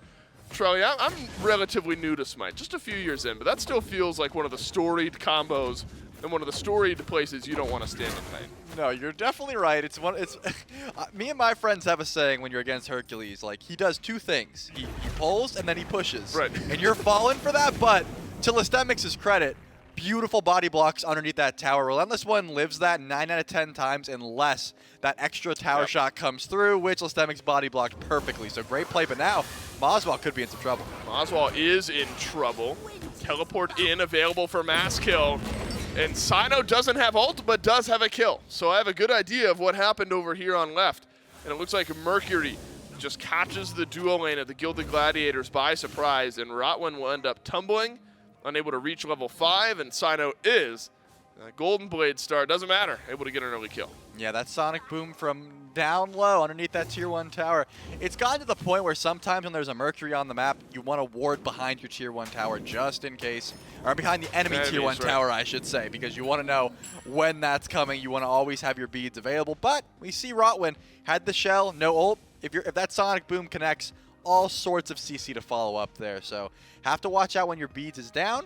And Sino's on the map. This time around 1-0 with the Golden Blade star. We'll have to see where he decides to put any else pressure. But you were right to assume that dual lane would be a great place to look. Sino looks there and able to get the Kaolin Wardens back on the map. Relentless One in trouble yet again. This time they'll excavate no good. Masculine has Typhoon, but doesn't quite have the mana to get that one out. So a little pressure on the Relentless One, but Sino well-timed, drops the blue buff for his solo laner. And Relentless One will pick that one up just fine. We have seen a little pressure on a couple of the red buffs early on in this game from the Kaolin Wardens, but realizing now that Relentless One might just need a little extra help. Yeah, right now the right side of the map is going to need a little bit of extra help on those blue buff spawns, that sort of thing. And Moswell's been sitting pretty fine in lane. Once the Kraken became available... Do it again. Oh, it looks like Sino is getting ready. Yeah, because there's no ward back here. Oh, just shy of getting the ultimate onto Toddy, but does force the beads, so not all is lost. A little bit longer of a range, and Sino may have actually snagged a kill. But if nonetheless, now we've seen from Sino 2 for 2. There's no ward back there just yet. I'm not sure Rotwin's going to extend out to drop a ward, and could be an easy return gank. How about this, though? The Kraken on Oswald, and a 2v1 from Sotos nearly pays off. But Moswell knocked up, won't end up getting taken down. It's all on Gino. There's no justice in the world. Soto's played that so effectively, and it ends up turning around in a 2 for none for the Kaolin Wardens. Yeah, Sotos gets picked up there. Has beads available. That's all Gino wanted was the bead. Soto says, you know what? Pull me closer to Moswell. I'm going to crack at him and one-shot him. Of course, Moswell lives very close to death, hits the heal onto Gino, and then Gino's able to chase it down, and then a great rotation from Relentless One. If you're not winning in lane, go beat up the mid laner in the jungle. Those are going to be a much more favorable matchup for you. Clean up 2, so the Kaolin Wardens, just a solid answer back and a little bit too overzealous for the Gilded Gladiators. 1,500 gold or so now for the Kaolin Wardens. Sino over in duo doesn't get the lockdown. Desert Fury goes down. Buy some time. I wondered if Sino would stick around, but with Maskill rotating over onto the left side of the map, Sino will have to back away. Should have been a kill had the initial spin around connected onto Toddy, but Toddy will live nonetheless, though an ultimate now burnt away from Toddy, used by Griff there as well. And I think good for Sino to hold on to his ultimate, still keep some gank pressure on the map. Yeah, it wasn't quite up. I believe he was like seeing if he could sit around until Toddy pushed up, until that Sonic Boom became available. But then Toddy pushed up and he was like, I gotta go for it. Gets juked, unfortunately, and then the ult goes down. So now Sino has the option to return to that lane. But the beads, you're on a 55-second timer right now for Toddy to have those beads available for the Sonic Boom once again. And it looks like Sino more focused on the mid lane right now. Looks like Sotos is very far up. Sotos, beads burnt away. Pull in from Gino. Sino can send the ultimate out if he wants, but would rather stick around and deal some damage. And Sino has got it. A 2-0 start for the Mercury. Could be a third double stun out from Relentless One. And it's a bloodbath in the mid lane. What a fight from the Kaolin Wardens. Typhoon should disengage. Then another 2 for none in mid. I gotta listen in on these comms or something. I don't know, like, it looks like Relentless One has made the most clutch rotations twice now, and Lestemix has just been clearing waves, so either there's just no sort of communication there that the Amaterasu has left lane, or they're trying to fight into it regardless. Right now that the Kaolin Wardens have the numbers game and they're pushing their advantage in the mid lane so well, it just seems like every time they try to find some kill potential with this Kraken, you're just able to survive. Sino doesn't have his ultimate back, but does have the spin around. No chance. You gotta get this kill, but you gotta get it cleanly if you're the Gladiators, and it'll be another trade out as Gino will snag the second kill of the game on the Atlas. So not a clean pickup on a Sino, both junglers going down. And a 2-1-2 start for Sino here in game 2. Maskill falls down to 0-2. Gino has just been so effective on this Atlas. We've given Sino love, but this Atlas deserves another shout out, 100% kill participation. Yeah, all those picks. Oh, look at this now. Gino is behind the tower. These towers are going to be hurting very much. I don't think Yeah, that Gino was a wants to lot. stick around anymore, but it looks like Rotwin's wrapping around as well. I'm not sure. Yeah, Rotwin can catch Gino here, but Griff close enough by. It's a 2-level lead for Gino, and it looks like Atlas able to head back to base just fine. Another good game on this Atlas for Gino, though. And there's just not been much of an answer from the Gilded Gladiators. Beads have been down. I mean, you look at what Sino's done in setting up the beads. Soto's had to burn the beads. Toddy had to burn the beads a little bit earlier on, and then Gino was able to rotate in and get some effective initiation. Gladiators just having a very difficult time fighting around the Mercury and the Atlas. Yeah, it seemed like the Gilded Gladiators let this Atlas through, even though Gino had a fantastic game last game as well, to say, hey, we have this counter in Nox. We're going to be silencing those gravity pulls whenever we can. But Rotwin has not really been around or using the silence beforehand. You have to save it for when your carries can't get out of the way. And right now, it seems like Sotos has been picked up twice when Rotwin was nearby. This time around, the Relentless one could be in some trouble. Relentless one. Knocked back by the Harpies. Another dazzling offensive out, but the stun not there. Knock up, not knock back, but damage for the Gilded Gladiators jungler. Finally snags the kill, and it looks like a blue buff invade. After the way the lane started, I'm surprised to say Lystemix kind of needed that. Needs a little breathing room now. But the Kaolin Wardens won't let off the gas. It's now a Gold Fury that gets pulled. The Gino in behind Rotwin. Pulls back the Nox. A charge up of the ultimate from Sino. Flies through and gets the send back onto Rotwin. Ultimate at point blank range. Doesn't matter. Sino's got more than enough damage to withstand that. 3-1-2 now on the Mercury. Kaolin Wardens, beautiful bait there. Looks like Sotos might wrap around here with the Kraken, and Toddy has the ult as well, but looks like Sotos isn't going to make it. Nope, not in time. And when you consider the amount of steal potential that the Gladiators have, Snipes and Kraken, Kaolin Wardens, you could warrant them for being a little bit more cautious around some of the objectives, but grab a kill and brute force down the Gold Fury and pull themselves just shy of 3,000 gold in the lead. And a Trebuchet starts to make its way down left. Map pressure starting to flow against the Gladiators. Yeah, it looks like Toddy will be able to defend this one by himself. No one really rotating over to help out. Maybe one hit onto the tower. That's not like nothing. No, solid 272 damage, I believe. Yeah. So definitely not nothing. It's going to help out a little bit if you are trying to push down this tower later. Griff obviously is a level behind at the moment, just wanting to sit at the tower line. Probably recognizes something fishy's going on. Rotwin sitting in the jungle, sort of waiting to see what will happen, but no gank potential right now. Looking at the builds, though, it looks like Sino finally building into some crit, going for the Wind Demon. Doesn't have it just yet. Will use some of that damage on this Pyromancer, Whoa, though. Lystemix blinks forward, drops Excavate. That's way too soon to steal this away. Pull also no good. Watch out, Gino behind Rotwin. And Soto's here, and it's another double pull. Dazzling offensive worked its way through the Whirlpool, forces the beads off of the Poseidon. Kraken up, sends Relentless one to the side, and it's actually the Wardens a bit lower on health. But some big ultimates used by the Gilded Gladiators. Both Typhoon and Kraken are gone. Looks like Griff will find a little 1v1 opportunity here. And Toddy with the Aegis survives the Desert Fury. Hit your auto attacks, kids. That's what this is all about. The damage of the up-down is there. And Griff handily winning this 1v1. Sino didn't have to do anything.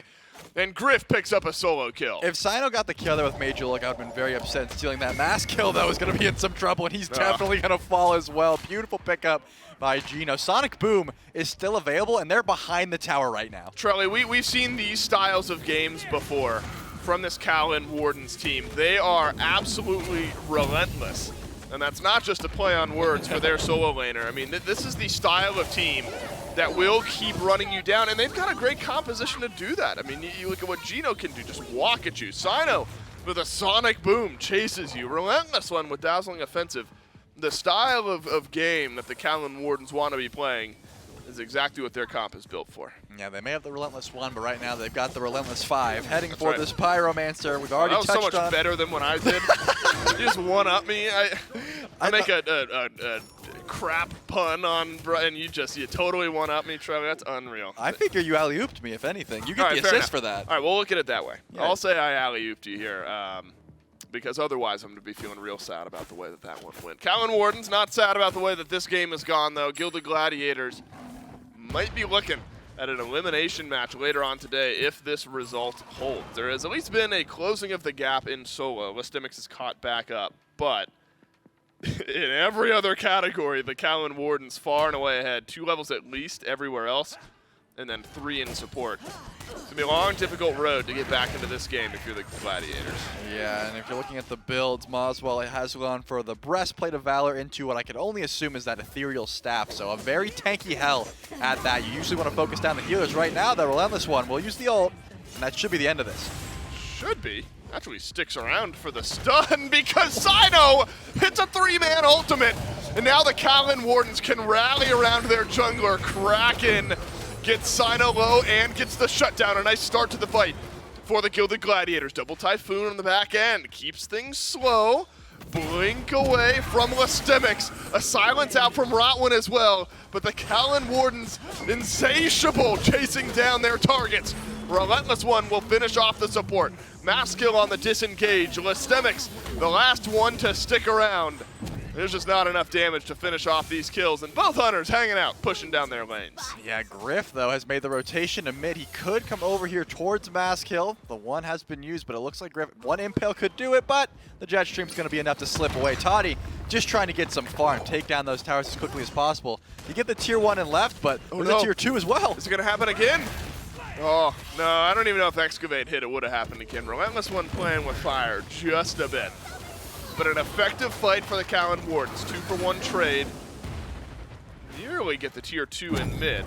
I think Toddy doing the best he can, Trell. You shout it out. I mean, your team's not winning many fights right now. Let's just try to get some gold on the map. Knocks down a tier 1 tower. And so that slight downswing you see.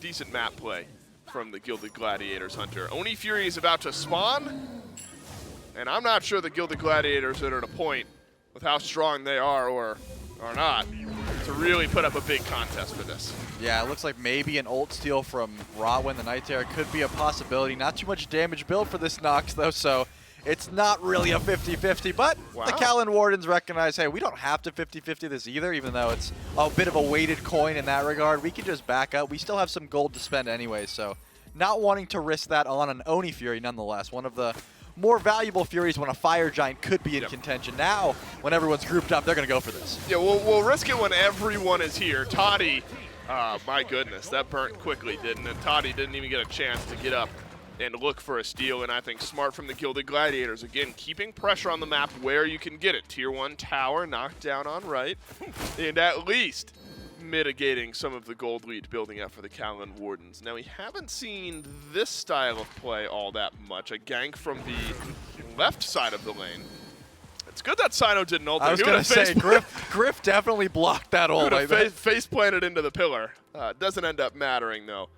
Sino will, for once this game, come up empty-handed on his journey left. I have to imagine the comm was, I'm going to slow. He's like, no, I'm going to ult. And then he saw the pillar go up, and he's like, all right, I'm not going to send it, because if not, that would have been hilarious if he just ulted into it. This time, though, the Kaolin Wardens, they're going to pull this Fire Giant, and no one but Listimix is in sight. Could be the fastest game we've got so far this weekend if the Kaolin Wardens keep up this pace. We are 18 minutes in, looking at the first FG. Listimix brought to the back and CC'd to hell, but he will not return. Fire Giant down to half HP. And the Gilded Gladiators might get in range for a stun. Up go the snipes, but a good delay. And the Kaolin Wardens, oh, it's still burning. That again was close. But the Kaolin Wardens confirm their objective, and the Gilded Gladiators have to backpedal. Yeah, Listimix tried to stall that out as quickly as possible, or I guess as long as possible, but there was just so much CC and lockdown. I mean, the pull into the silence, and at that point, Hercules, no matter how much defense you have, there's a lot of shred and penetration on the side of the Kaolin Wardens. That tier 2 tower already down, but they're not going for more towers. They want the Phoenix. Right side Phoenix looked at by the Wardens. Into the back is Relentless one. Double stun, and he's just doing it all on his own. Sotos melted through by the Amaterasu, but unable to secure the kill is Relentless one. Rotwin suffering a very similar fate, but another kill escapes the Kaolin Warden. Double knockup by Maskill. Can the disengage come in time from the Wardens? For the time being, yes. Griff pulled back, but Maskill doesn't have a target within range, ends up getting the last auto, but it gets traded out. How different this could look if the Wardens were able to finish off some kills. Yeah, Moswell has the chase here. Toddy's going to be getting very low. Doesn't have the one available.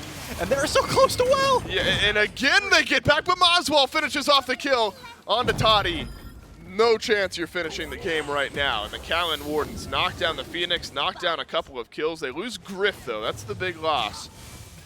And finally, a retreat from the base of the Gilded Gladiators.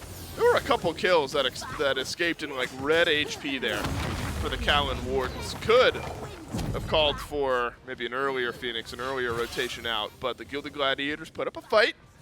This is where the Kaolin Wardens can keep pushing that advantage. Yeah, despite finding a kill there, make no mistake, the Kaolin Wardens definitely on top here. With Moswell constantly healing up, they'll be able to get not only that tier 2 tower in mid, but also a tier 1 and tier 2 tower in left. They have pretty much unlimited push at this point. They're trying to get everything they can as quickly as possible. This Fire Giant still has 2 minutes left on the buff specifically, so they can back this up, spend that gold, and then re-engage onto this left side Phoenix. Obviously, Griff, he's been back. He's able to spend that gold pretty much immediately, but I would not be surprised if with this Trebuchet, now that they have finished up that obelisk, they run down left and get another Phoenix in their name. And this is where we might get to see how awkward it can be defending against a Trebuchet when you're behind on your Phoenix line. Because that Trebuchet is going to walk right on up and stay just outside of Phoenix range while dealing damage to the bird.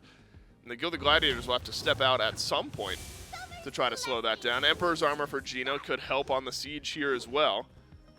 Maybe an actually viable item with the way some of the towers and Phoenixes have started to look here as of late.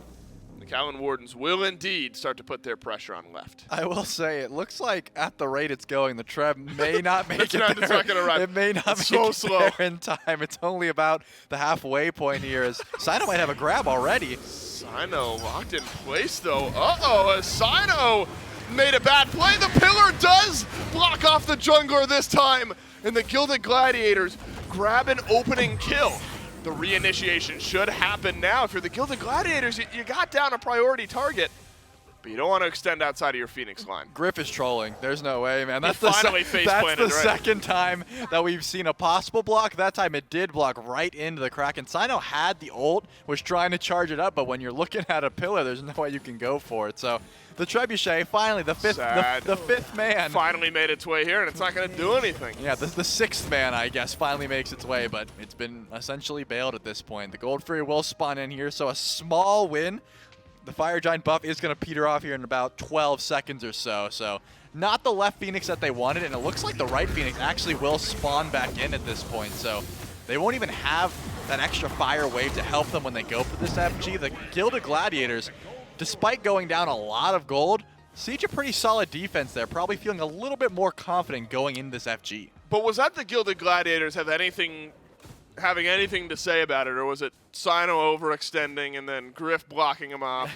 I'm not trying to take anything away from the Gladiators, but sometimes you need a little assistance from the enemy team to give you an opportunity back into a game like this. Sino truly was all on his own, and despite being 0-5, a very difficult game for Rotwin so far, Nox is going to lock you down if you don't use your beads. Need the cleanse from Oswald to step in and help out. This is going to be the big tell for the Gilded Gladiators on how their confidence is. The right side Phoenix respawns. No more Fire Giant buff for the Kaolin Wardens.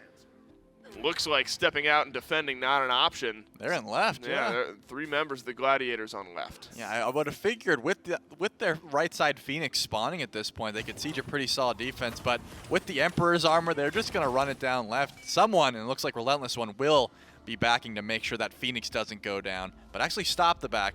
And it looks like they are just going to keep pushing here, but Fire Giant spawned in, and Kaolin Warden start the pull. Got a little bit more time if you're the Gilded Gladiators to push one more wave into your left side Phoenix. The Fire Giant burns down just fine for the Kaolin Wardens. This is what the Wardens did last time, though. They got the FG and then immediately ran down looking for fights and got the right side Phoenix last time. Still hobbled, will regain some of its HP. But depending on how the back timing looks for the Wardens here, you could get a very early look at a Fire Giant push. Maybe knocking down another bird from the Gladiators. Yeah, Relentless One will be pushing up left, but just backs and tries to help out on the right side. Probably someone's got a ward, so the teleport will have to come through, but it looks like Relentless One is just going to foot it up the middle lane. That right side Phoenix has already been down, so the HP is going to be pretty low here. Double Emperor's armor, so those essentially will be canceling out. And the teleport will come through, so now Relentless One will be able to help out on this right side siege, and Maskill will be sort of lurking in that mid lane. Keep your eyes on this Susanoo if they do go in for this right side Phoenix. That sounded an awful lot like a blink, and I'm like desperately searching over the screen for what happened, who's out of position. Right now, it's Gino as he's pulled back underneath the Phoenix. Relentless One locked in place by Rotwin, a stun from the Dazzling Offensive. Phoenix hasn't taken much damage. This is all what it's been able to regain in the last couple of minutes.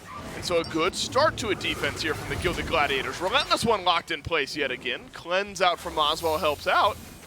And you're going to need all of that out of combat healing now if you're Moswell and the rest of the Wardens to make this siege easier. Yeah, you have the Fire Giant buff and you have the Hell healing. They really can just sit here because no one from the Gilded Gladiators has left. This Phoenix is still very weak, and Gino finally will find a pull. Listemix has to use the beads, dashes away. Sino has found a double sonic boom into the back. He goes. One more crit is all he needs, but won't find it. Right side Phoenix.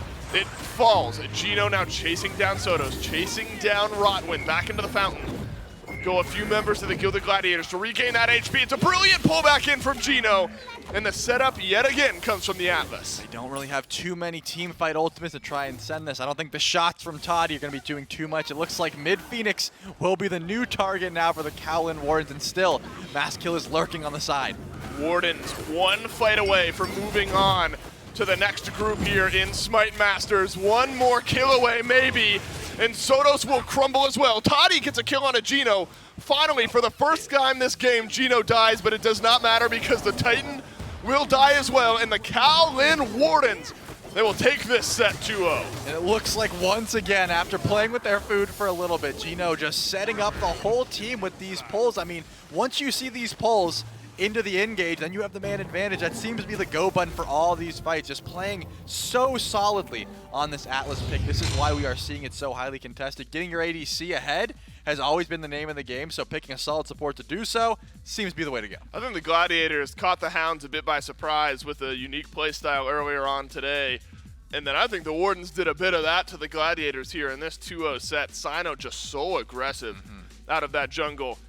We cannot escape this cast between us without giving Gino another shout out. Yeah, I mean, just crazy CC and lockdown for the team. Your carries can't look that good unless your tanks are doing their job. And Relentless One again, always in the back line, making sure the carries of the Gilded Gladiators couldn't get off their damage. We didn't see any huge Krakens, and there's because there was an Amaterasu in his face pretty much all game. Honestly, yeah, Relentless One in those rotations out of solo lane early on just made life so difficult for the Gilded Gladiators. Gladiators not out of it just yet. They'll play in match 5 later on today to either move on or go home. It's simple now for the Gilded Gladiators, simple for the Kaolin Wardens, who have moved on already. 2-0 to the Kaolin Wardens in our first best of 3 of the day. We'll take a quick break. The desk will break this one down.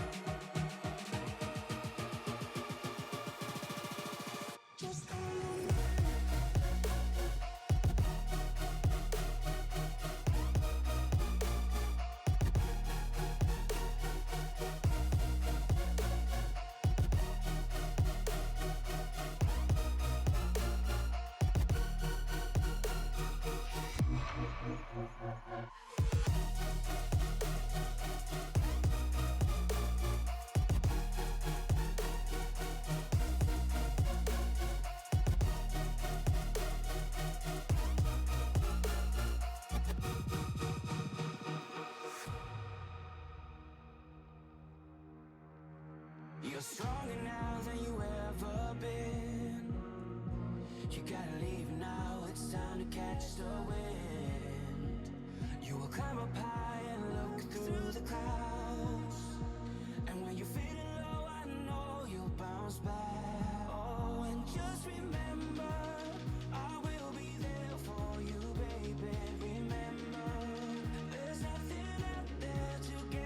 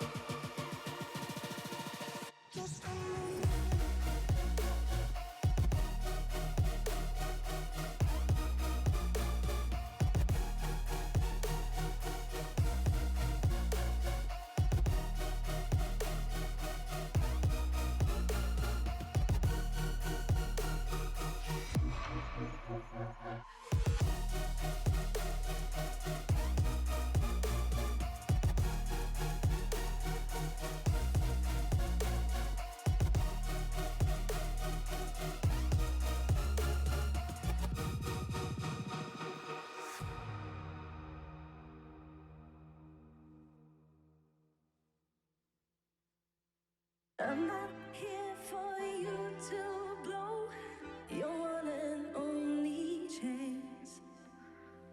I'm not here to waste my time on yet another bad romance.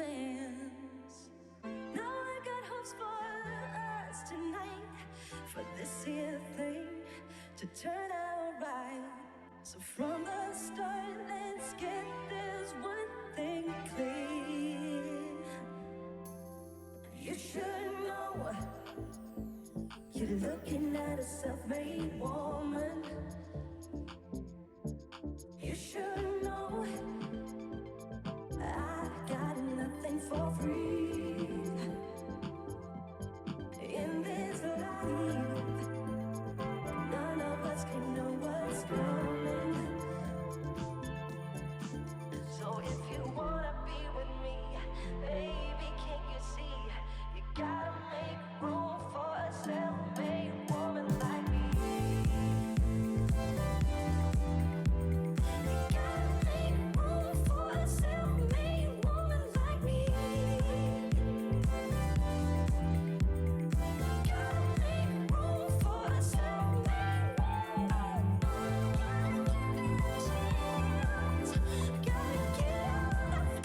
Gotta get on the floor. Know you're looking at a self-made woman. I don't expect you to lie down flat, not unless you really want. I'm not after a new doormat or a pretty thing to flaunt. So if you got plans for us tonight, for this here thing to turn out right, then from the start, let's get this one thing clear. You should know you're looking at a self-made woman.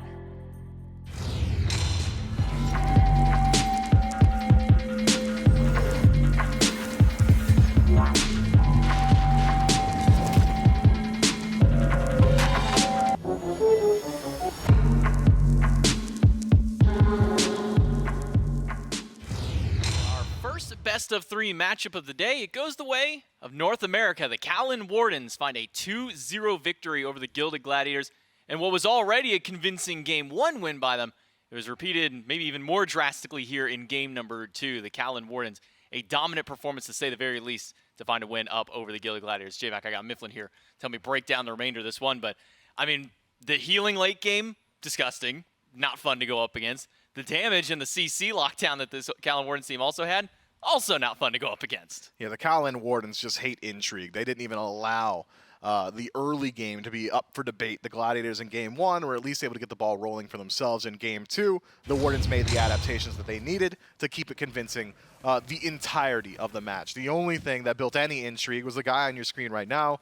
Griff decided to have some fun at Sino's expense, and, well, it was at Sino's expense. Outside of that, though, the Kaolin Wardens were just quicker to get to these objectives. The dive was very dominant. Sino, in particular, was able to work his way towards the back line, towards Sotos, towards mass kill after he'd already expended his kit, and finish off some of these high-priority targets. And, well, maybe a couple of misplays here and there for the Gilded Gladiators create situations that make it even easier for the Wardens. And with all that said, a quick 2-0. I mean, what a CC chain on the Hercules, who walks in, gets, what was it, stunned by Relentless, then, or no, is picked up by Gino, thrown then by Sino, and then impaled into the wall to his death at that point by Griff. And the amount of lockdown that this team had and just the raw damage value out here, you can see the crits that Griff is just throwing out in the fountain here. The Kaolin Wardens with a decisive 2-0 victory over the Gilded Gladiators means that the Wardens will move on to day number 2 of our 2-week event here for SMITE Masters. The Gladiators are not out just yet. They still got another chance as they'll await the loser of our next match for a chance to move on. So you're telling me the rest of the matches today are elimination matches? Indeed they are. Those are the ones I like to watch because that's where someone's feeling pretty bad when they lose. So those of you at home, make sure you're staying tuned for the rest of the day if you're like me and you thrive on negativity and hatred. No, we know how you are with that one. You would rather see someone lose than you win. That's the mentality that you drive back with that one. Yeah, but at the end of the day, if I make somebody lose, I'm winning. Yeah, you know what? That is true. That is a fair point. I mean, the opposite can also be said there. If you're winning, you're making somebody else lose. Yeah, but intention has a whole lot of weight behind it. And I think the intent is the difference maker there. Well, with our next set going to be coming up very shortly is another NAEU matchup here. That one is going to be a fun one to watch, to say the very least, out here to see if North America can continue to reign supreme, or can EU maybe find a victory. And that could also then do we send home an EU team here on day number 1, or do we send home 2 EU teams, or do we send home one of each? Yeah, that is exactly how that works. You are 100% correct. Yeah, I'm very excited for this next set. I think I am still leaning towards North America. They've been dominant, and I expect them to continue to do so. That said, I mean, these squads are very adept and have now got a whole lot of data on how 9.5 is played at the competitive level. So I think we're going to see a lot of these teams taking bits and pieces from each other. And essentially, as the tournament goes onward, we're going to see these teams essentially become like an amalgamation of each other. And we can take a look at the brackets to kind of contextualize everything that we've been saying throughout the day here. Kaolin Wardens move on. They go into the next group of matchups there. Then the Highland Ravens and the Eldritch Hounds will face off. Winner of that play against the Gilded Gladiators to try and move on. Loser goes home, and the loser of match 5 also will go home here. If the Hounds do find a win here, though, we get a rematch of our very first game of the day. And maybe for the sake of the Eldritch Hounds, maybe they've finally woken up, got the coffee in their system, and try and find themselves a win here in this next set. Yeah, worth noting again, the Eldritch Hounds are your first seed from the North American SEC. So it was a major upset that allowed the Gilded Gladiators to find themselves in the position that they are now. I think if it does come down to a rematch, I think things might look a little bit different this time. Maybe we see some change-ups here with the Highland Ravens as well. I mean, they had some rather interesting drafts, maybe some rather interesting build paths that we saw at least out of Mogao. The full damage Jormungandr maybe didn't work out so well for them in that set. We see some things spiced up between him. I've been loving what I've seen out of the Baron solo coming from Mogao, so maybe with how good Baron's recently, maybe we see that here. But that's going to be coming up, all that and more, right after this break, so make sure that you're sticking around, and we'll be right back.